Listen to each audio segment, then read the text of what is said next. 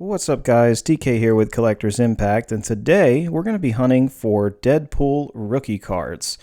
Now it's actually a little bit more complicated than it would seem because Deadpool actually has, it's one of those things where it's debatable. He has multiple rookie cards. Deadpool premiered in the year 1991. The comic that he premiered in was actually New Mutants 98.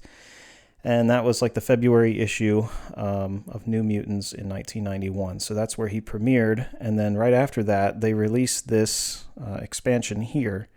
This is the X-Force card expansion. These had their own cards and packs and everything focused around X-Force characters. And Deadpool actually got a card in that expansion. So this is technically the first time that he appeared on a card. However, it's just like a regular card like this, and it's not from like a main set. It's from that X-Force set, and it doesn't have any stats or anything like that. So it's one of those debatable areas when it comes to the collectability aspect of the card and what's considered the true rookie card. It is from 1991, but at the same time, this other one is also from 1991.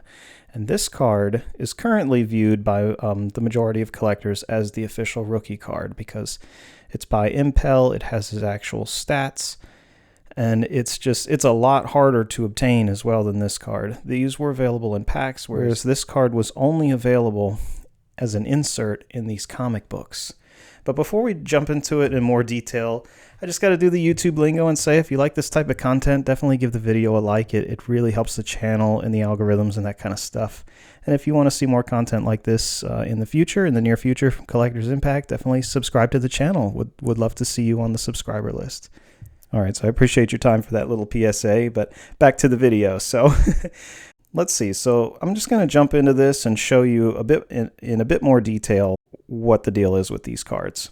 All right, so here we are on the card database, and as you can see here, 1991 Comic Images X-Force. Card number 55 changes here.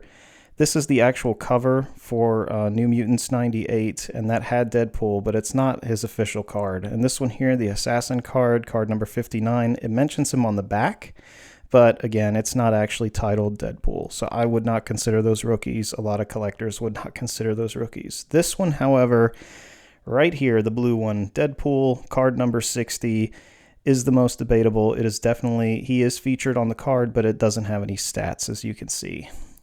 However, here we go with the 1991 Impel X-Force number 3 Deadpool. This is the one that only comes in that comic book. And you can see here that it has the stats and everything else like that. And therefore, this is what most collectors definitely consider the official rookie card. Oh, but wait, there's more. So it doesn't actually end there, right? So the comic book, even though this comic is where you can get the Deadpool card, this X-Force number 1, you see here, first issue, collectible item, free official Marvel superhero trading card enclosed. Available only with this collector's edition. So yeah, but the thing is, it's not just Deadpool. So Deadpool is only one of 5 potential cards, technically 6, but the 6th one doesn't count because it's just an advertisement for a t-shirt, and I think all of the issues have it, so yeah, there's 5 of them. So let's jump into that right quick. So for the cards that are included in the comic book, here are the 5 cards that you could actually get. So there's Cable, there's Shatterstar, Deadpool, of course, which is what we're looking for, Sunspot and Gideon, and X-Force. And then there's that t-shirt offer card, but that, again, doesn't count. When it comes to actually getting the Deadpool cards, the good thing is that most of the comics, you can see what card is actually in the packaging. So that's cool, because it's all transparent. You can easily see it.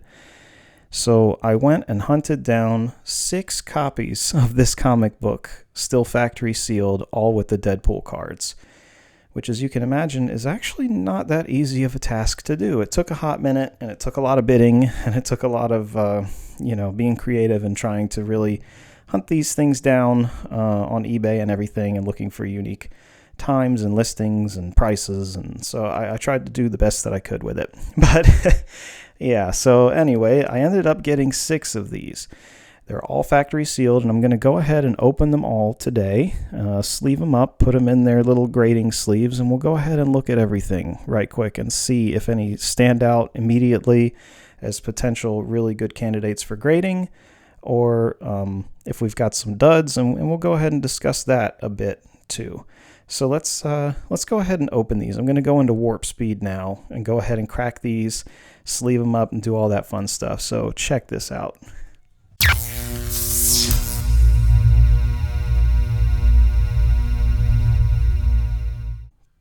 What'd you guys think of that? Woo! I'm tired. All right, so now I can already tell that with these 6 cards that I pulled out, yeah, this one right here is the only truly good candidate for grading in terms of a potential PSA 9 or 10.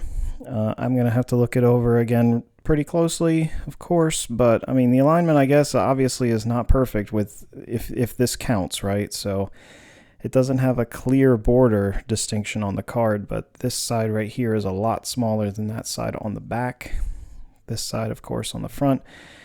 This is just a common issue with the card anyway. There is not an even border. That's kind of the card's design. It doesn't actually have an even border design. So for the front, I'm not sure how much it matters, but for the back, it might. So this I would estimate is a PSA 9. That's what I would estimate.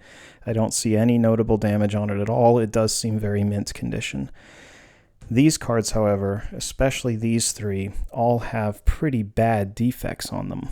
I'm not sure if the camera can pick it up or not, but let's go ahead and see. I mean, this one right here, right away, you know, since it's defective, I'm just going to pull it out of the case and show you straight up. So, yeah, look at it. Like, look at the, you can see where the machine, as it was like kicking out the sealing machine or whatever, pressed with the rollers all the way across the card. There's indents on that card. That is definitely not PSA 10 potential. It's not even PSA 9, 8, or 7 potential. I think this would probably, with PSA stringent grading these days, this is probably a PSA 5, 4 or 5, maybe even a 3. So I don't think I'm sending that in at all. That'll just be in my collection to have it. The only bright side that I can say with situations like that is I've got to look over the comic book itself, and maybe the comic book itself might be worth sending to CGC for grading and slabbing and part of a bulk order. And there might be a potential flip in that. If it were to come back, you know, that 9.8, I don't know if it would or not, but there's potential money to be made off of the comic book itself. That's the only silver lining in that scenario. So there are 3 cards right away with those defects. And these 2 cards, these might be worth sending in a bulk submission. This is probably worth sending in a bulk submission as well, just because that alignment is bad. So I don't think I'm going to do any expedited shipping, but I'll go ahead and send these 3 in to PSA for slabbing and review. I would estimate this one is a 9 or 8. I would estimate these at an 8 or 7. Based on some little things that I noticed in there. They kind of have similar things to this, but instead of there actually being indents, there's just like little scuffs. So this one, let's see, this one here has like a little scuff on the card. It probably wouldn't even show up on the camera very well either, but yeah, these are still worth grading and slabbing. But now I can see why, like, the PSA 10 version of this card in the current market is worth thousands of dollars. So that's kind of interesting. I don't think that those prices are going to hold, just being totally honest with you guys. But if they're all kind of like this and it's that hard to get that super high quality 10 style of card, then yeah, I mean, they're definitely going to hold well into the multiple hundreds, if not 1,000 or higher, for quite a while, I would think, depending on how many hit the market in the next year or so. Yeah, so it's kind of a disappointment, but at the same time, it's about what I expected. I mean, I'm definitely not really expecting a get rich quick kind of thing with these cards and just, oh, here's a $4,000 card. There's a $4,000, you know, it doesn't usually work like that, but you could probably pull a few hundred out of these cards right here, which would be nice. for $20 a card investment. So in terms of the grading fee. And then I actually have 2 cards that I bought raw right here. I just won them in auctions and got them for pretty reasonably priced too.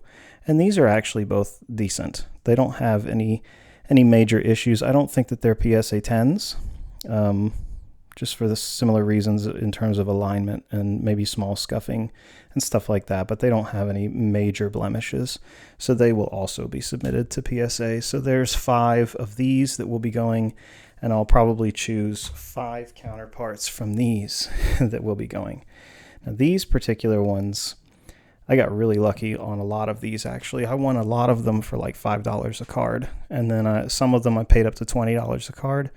But it was kind of like before the Deadpool stuff started to come into extreme view. So I've been doing this for about a month and a half or so on the back end, just going through auctions and winning things, or at least scoping things out and seeing what was maybe worth picking up and what wasn't. So the Deadpool stuff was on my radar. So I definitely got 10 of these, all at pretty reasonable prices, between $5 and $20. So there are definitely 5 cards in here that are worth grading that I know of, and the other 5 are quite questionable, 2 of which are really bad, so they will definitely not be going, but I might even send up to 7 of these. So yeah, I mean, overall, not too bad. None of them are going express, sadly, but hey, that's a lot of potential Deadpool rookie cards coming back as 9s or 8s. Hopefully some 9s. I would be satisfied with 9s. I'm sure that's still a few $100s a card, so that would be great. And plus, Deadpool's an awesome character. Who wouldn't want his rookie card if it's nice and slabbed and beautiful? So yeah, overall, this is it's kind of an interesting thing, right? Deadpool's rookie, and this whole weird situation with the comics and these special release you could only get through there and all that just makes it kind of a unique collectible piece, and I'm all about some unique collectible pieces. So so there you go, there you have it. Well guys, I hope that you liked that video. If you did, definitely give it a thumbs up, and if you'd like to see more content like this in the future, and especially some follow-ups on these and see how they come back from PSA and all of that, definitely subscribe to the channel. Again, I'd love to see you on that subscriber list. But thank you very much for coming by and checking out the video, and I hope to see you again real soon. Take care.